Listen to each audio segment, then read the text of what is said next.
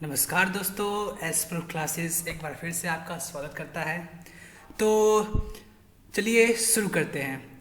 जैसा कि हमने पिछली क्लास में पढ़ा था कांग्रेस विभाजन के बारे में, कांग्रेस मतलब क्या था, कैसे था, उसका स्थापना कहाँ हुआ था, कौन लोग थे उसके अध्यक्ष और उसकी स्थापना किसने की थी, पहले अध्यक्ष कौन थे। आज हम उससे एक कदम और आगे चलेंगे और जानेंगे कि कांग्रेस विभाजन कहाँ हुआ, किसने किया और क्यों हुआ। ठीक है दोस्तों, चलिए शुरू करते हैं। कांग्रेस विभाजन सूरत में हुआ था। ठीक है दोस्तों, सूरत में हुआ था और यह विभाजन 1907 में हुआ था। ठीक है दोस्तों, कांग्रेस का विभाजन 1907 में हुआ था। जो दो भाग टूटे थे मिलकर, मतलब बनकर जो टूटे थे, कांग्रेस जब दो भागों में टूटा था तो पहला भाग था उदारवादी और दूसरा था उग्रवादी। एक को उदारवादी कांग्रेस और दूसरे को उग्रवादी कांग्रेस। अच्छा, उदारवादी और उग्रवादी क्यों कहा गया? ठीक है दोस्तों, यहाँ था प्रिंट मिस्टेक हो गया है, माफ़ कीजिएगा, पीडीएफ में आकर सही कर दिया जाएगा। यहाँ पे उग्रवादी नहीं होगा यहाँ दोस्तों, यहाँ होगा उदारवादी। ठीक है दोस्तों, माफ़ कर दीजिएगा, सही कर दिया जाएगा आपको। ये सब जितने व्यक्ति थे ये सब उदारवादी यानी नरम दल के अंतर्गत आते थे। ठीक है दोस्तों, ये लोग मतलब कि कांग्रेस के अध्यक्ष रह चुके हैं और एक को अध्यक्ष बनाना था। यानी जब कांग्रेस का विभाजन हुआ, विभाजन का कारण यह था कि कांग्रेस के अध्यक्ष पद को लेकर लड़ाई थी इन दो गुटों के बीच में। ठीक है दोस्तों, दो गुटों के बीच में कांग्रेस के अध्यक्ष पद को लेकर लड़ाई थी। इसके बारे में हम लोग आगे जानेंगे। तब तक देख लेते हैं कि उदारवादी यानी नरम दल के अंतर्गत कौन कौन व्यक्ति थे। दादा भाई नौरोजी, जो कि हमारे the old man of India जिन्हें कहते हैं, गोपाल कृष्ण गोखले जो कि गांधी जी के गुरु हैं, डब्ल्यू.सी. बनर्जी जो कि हमारे, जैसे मैंने पिछले क्लास में बताया था कि कांग्रेस के पहले अध्यक्ष डब्ल्यू.सी. बनर्जी, जब कांग्रेस के का नींव रखा गया।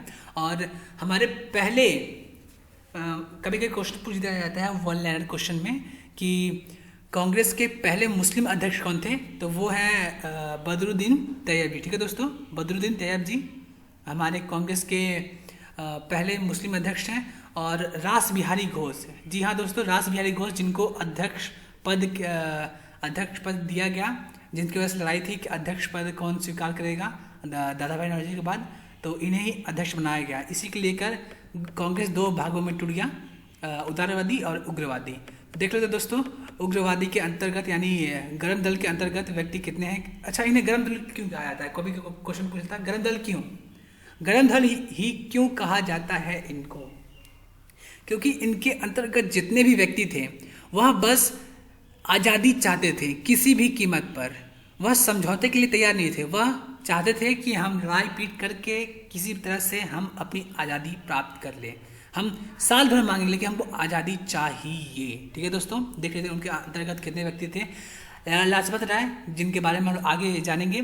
बाल गंगाधर तिलक, जिनके गुरु थे दादा भाई नौरोजी। इन दोनों के बीच ही युद्ध हुआ अध्यक्ष पद के लिए, क्योंकि बाल गंगाधर तिलक लाजपत राय को ही अध्यक्ष पद देना चाहते थे, लेकिन दादा भाई नौरोजी रास बिहारी घोष को, सॉरी दोस्तों, रास बिहारी घोष नहीं, दादा भाई नौरोजी रास बिहारी, हाँ जी दोस्तों, दादा भाई नौरोजी रास बिहारी घोष को ही अध्यक्ष पद देना चाहते थे, लेकिन बाल गंगाधर तिलक लाला लाजपत राय को ही अध्यक्ष पद, मतलब अध्यक्ष बनाना चाहते थे कांग्रेस का, क्योंकि उसके बाद आज़ादी मांगना आसान हो जाता। उसके अंतर्गत बिपिन चंद्र पाल और अरविंद घोष भी आते हैं, जिनके बारे में हम आगे जानेंगे। लॉर्ड कर्जन ने कहा कि जब लॉर्ड कर्जन को पता चला, उस समय जब कांग्रेस का विभाजन हो रहा था, उस समय भारत के वायसराय लॉर्ड कर्जन नहीं थे। जी हाँ दोस्तों, यह उस समय ब्रिटेन में थे। जब इनको खबर मिली कि कांग्रेस का विभाजन हो गया है, तो इन्होंने कहा, अपना एक कथन दिया कि कांग्रेस अपने पतन की ओर जा रहा है, यानी अब कांग्रेस का बचना मुमकिन ही नामुमकिन है। कांग्रेस का जैसे मैंने बताया आपको ऊपर कि कांग्रेस के विभाजन का मूल कारण था नरम दल और गरम दल के बीच अध्यक्ष पद को लेकर विवाद। यानी हम इसको अध्यक्ष बनाएंगे, हम उसको अध्यक्ष बनाएंगे। जैसा कि हमेशा आपको हमारी राजनीति में देखने को मिलता होगा, जैसा कि आपने देखा होगा, गरम दल के अनुसार कांग्रेस पद के अध्यक्ष देखिए, जैसे मैंने आपको बताया था कि गठन दल के अनुसार कांग्रेस पद के अध्यक्ष लाला लाजपत राय बनना थे, लेकिन गठन देखिए दोस्तों, यहाँ भी थोड़ा प्रिंट मिस्टेक हो गया है, माफ़ कर दीजिएगा। नरम, यहाँ गरम दल की जगह नरम दल होगा। नरम दल ने कांग्रेस, मतलब नरम दल के अनुसार कांग्रेस पद के अध्यक्ष रास बिहारी घोष होने चाहिए। बोस नहीं दोस्तों, कभी कभी लोग बोस कर देते हैं, लेकिन यहाँ घोष ही होगा। थोड़ा ध्यान दीजिएगा दोस्तों। कांग्रेस पद के पहले मुस्लिम अध्यक्ष बदरुद्दीन तैयब जी बने। जैसे मैंने आपको बताया कि पहले मुस्लिम अध्यक्ष नहीं, वन लाइन क्वेश्चन में पूछता है कि पहले मुस्लिम अध्यक्ष कौन बने, तो वो है बदरुद्दीन तैयब जी। ठीक है दोस्तों, आप लोग याद रखिएगा, ध्यान दीजिएगा थोड़ा। देख लेते 1908 में क्या क्या कार्य हुआ था। ज़्यादा जानकारी मतलब आपको ज़्यादा पढ़ना नहीं है, बस जितना हमने बताया है आप उतना ही करेंगे। बहुत मेहनत है आपके लिए, उसके अंदर ही आपसे पूछेगा, उससे बाहर नहीं। ठीक है दोस्तों, जो बाल गंगाधर तिलक थे, जब ये सब कांड हो गया, जब कांग्रेस 2 भागों में टूट गया, तो ये बहुत हो हल्ला मचा कि हमें आज़ादी चाहिए। तो उस समय ब्रिटिश सरकार ने इन्हें 6 वर्षों के लिए वर्मा के मांडले जेल में भेज दिया, यानी कैद कर लिया। ठीक है दोस्तों, आप पूछेंगे कि वर्मा क्या है, कभी कभी क्वेश्चन पूछ सकते लोग दोस्तों कि वर्मा यानी म्यांमार ही, म्यांमार का पुराना नाम वर्मा है। वहाँ के मांडले जेल में उन्हें कैद कर लिया गया। लेकिन कभी कभी पूछ लेता कि बाल गंगाधर तिलक ने किन किन पुस्तकों यानी किन पत्रिकाओं को लिखा है, तो उसके बारे में भी थोड़ा जान लेते हैं कि इन्होंने गीता रहस्य लिखा है जो कि हिंदी में है, और केसरी पत्रिका तथा, देखिए दोस्तों यहाँ थोड़ा मिस्टेक हो गया है, यहाँ एक चीज़ छूट गया है, यहाँ होगा मराठा पुस्तक। जी हाँ दोस्तों, मराठा पुस्तक जो कि मराठी भाषा में लिखी गई थी। केसरी तथा मराठा पुस्तक जो कि मराठी भाषा में लिखी गई थी, उन्होंने तिलक जी ही ने लिखा था। और आपसे एक सवाल है कि बताइए कि तिलक जी ने महाराष्ट्र में किस उत्सव का प्रारंभ किया था। जी हाँ दोस्तों, किस उत्सव का प्रारंभ किया था। देखिए, जिनका जवाब था कि गणपति उत्सव और शिवाजी उत्सव, वो लोग सही है। जी हाँ दोस्तों, मैंने जैसे आपकी पिछली क्लास में बताया था कि तिलक जी ने ही महाराष्ट्र में गणपति उत्सव और शिवाजी उत्सव का प्रारंभ किया था।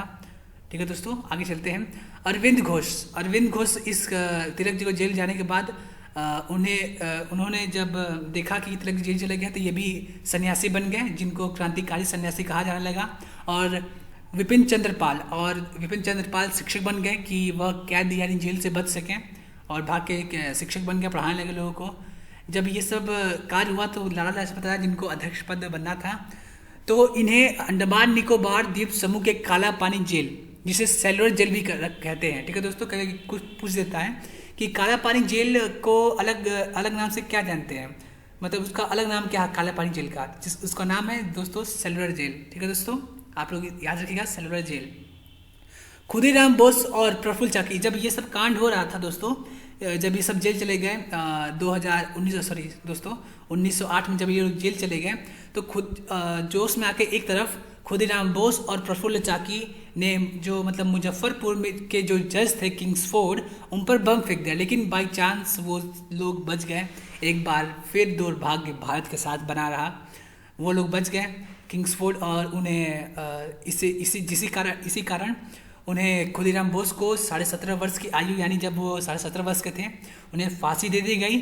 लेकिन दोस्तों आपको ये बात ध्यान रखना, कभी क्वेश्चन पूछ देता है कि सबसे कम उम्र के क्रांतिकारी कौन थे, तो आप बताएंगे खुदीराम बोस, क्योंकि ये सबसे कम उम्र के क्रांतिकारी थे, क्योंकि ये 17.5 वर्ष की उम्र में इन्हें फांसी दे दी गई थी। ठीक है दोस्तों, 1909 में आपसे ज़्यादा कुछ नहीं पूछता है, 8 तक नहीं था। 1908 में बस आपसे इतना ही पूछा जाएगा कि कौन लोग थे, उनके अंतर्गत जितनी जानकारियाँ थी मैंने आपको दे दी गई हैं, उससे बाहर आपको नहीं पूछेगा, ये मेरी गारंटी है। मैं IAS PCS की नहीं कर रहा, लेकिन उससे लोअर लेवल की जितनी भी क्लासेस हैं, मतलब जितने भी पेपर होंगे, NTPC, ग्रुप D, ये सब, RRB, CTC, रेलवे, ये सब में आपको बस इतना ही पूछेगा जितना मैं आपको बता रहा हूँ।